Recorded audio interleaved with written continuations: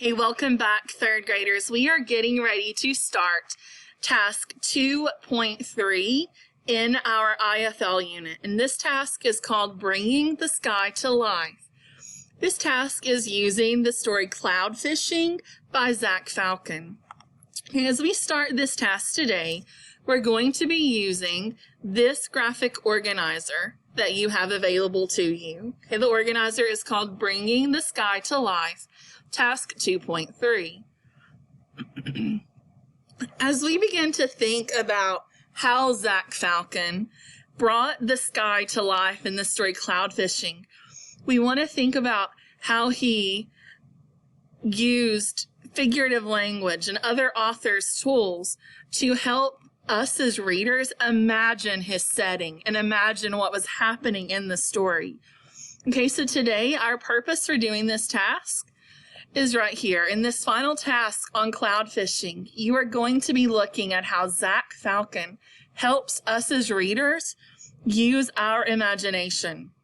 The purpose of this task is for you to describe what Falcon does as a writer to help the reader imagine the setting and the action of the story. You're going to then practice using those methods that you've seen to write a few of your own sentences just like Zach Falcon. Okay, so our end goal in doing this task is to be able to take what we've noticed Zach Falcon doing as an author and writer and use those in our own writing. Okay, so we're going to start our task today with step number 1. Now in step number 1, you're going to be pulling back out your story Cloud Fishing. Okay, if you do not have a paper copy, you should have access to it here online in a digital copy. After you have found your copy of Cloud Fishing, I want you to begin rereading and digging back into that story. And as you reread, I want you to find places and underline places in the text where you see Zach Falcon using language to help the reader imagine the setting and the action in the story. Okay, once you've done that, you're going to add that moment to the column on the left in your organizer. So here's how that looks. Here's your organizer. So the first column, you have the moment that helps the reader imagine the setting and action of the story. So I would find a place in the text where Zach Falcon has helped me imagine the story, and I'm going to put it right there. Next, in the middle column, I'm going to describe what that moment helped me to understand about the story. Now, in just a second, I'm going to show you an example of how this would be done. The last thing, the third step, in the right column, you're going to describe as best you can what the author is doing as a writer to help you, the reader, imagine the action of this story. Okay, so let's take a look at an example of how this might look as you begin to complete it. Okay, so as we jump into this task today, I know that the first step that we need to go through is digging back into the text of Cloud Fishing by Zach Falcon and finding a moment in the story where he really helps us to imagine either the setting or the action that's happening in the story. So I have mine pulled up. Take just a second, pause the video, and get your passage of Cloud Fishing out, and then we can dig through together. So I'm just going to look here on the first page. I don't want to dig too far in because I love this task, and I want you to have the opportunity to find all of the amazing figurative language and all the amazing tools that Zach Falcon uses to bring this story to life. So I'm just going to look here at the first maybe 5 sentences. Okay, so as I take a look right here, see if I can find where it is. There are so many that almost every line has some type of figurative language in it. So let's see. So I think I'm going to take a look right here at these first 2 sentences in this paragraph. So we have lines 4 and 5. Above her sailed billowing cloud ships with tall sails unfurled, nimbus wells breached, blocking the sun, while wisp of cirrus clouds rippled like seaweed. So I'm going to go over to my organizer, and I'm going to put lines 4, 5, and 6. So I'm just going to put lines 4 through 6. Now it's up to you completely if you just put the line numbers or if you want to go through and actually write down that sentence. I personally, if I have a paper copy, I like just to write the line numbers and then either underline or highlight it in my text and just make those annotation notes to myself. I find that is easier and saves some time. So as I begin thinking about what this moment helped me to understand about the story, I need to go back and reread it again. So again, this time as I reread, I'm going to be thinking about that middle column and what that moment that we chose helped me to understand about the story. Okay, so my sentence was, above her sailed billowing cloud ships with tall sails unfurled, nimbus wells breached, blocking the sun, while wisp of cirrus clouds rippled like seaweed. I want you just to think for a second, as you read that and you close your eyes and think about what you've read, what do you see in your mind? What picture do you see Zach Falcon creating?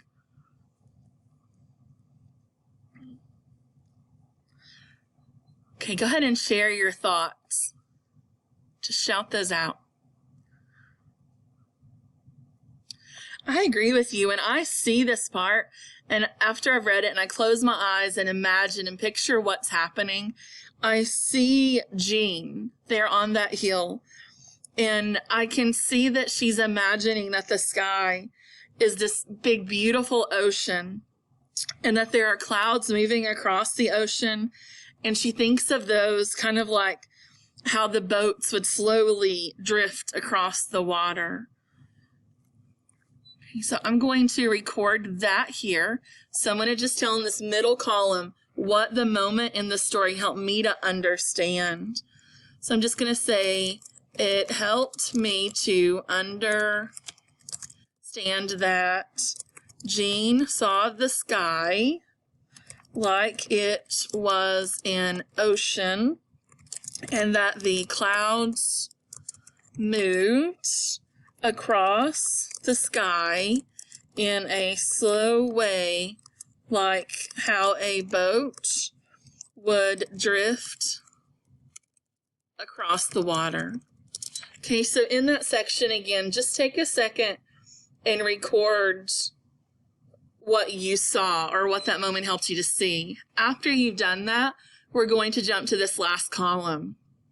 Remember, at any point you can pause this video to record our thinking that we're doing together.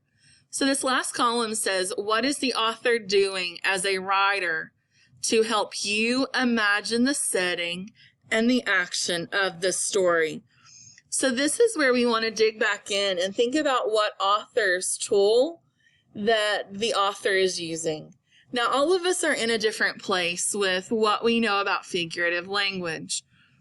So I know with my friends here at school, we have talked a lot about metaphors and how metaphors can compare two things by saying that one thing is another thing.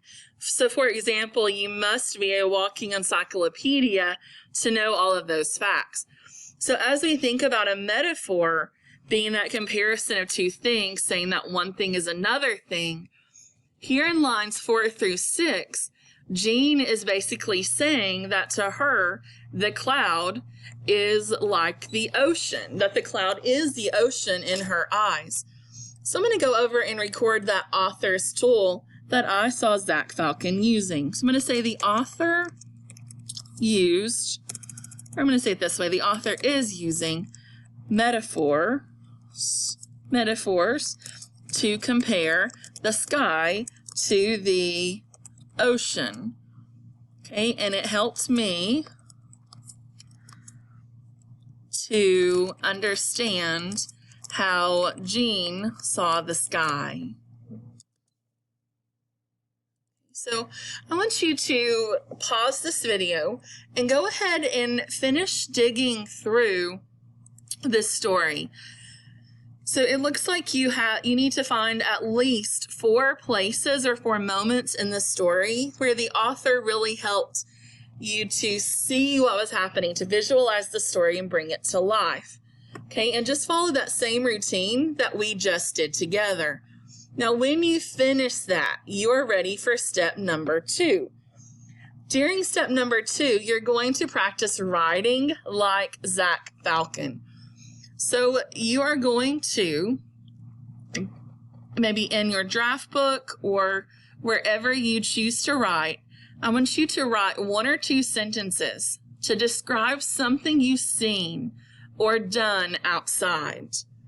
Okay, I know that we just recently had a little bit of snowfall, right? So maybe you could write a couple of sentences using figurative language to describe the snowfall that we saw.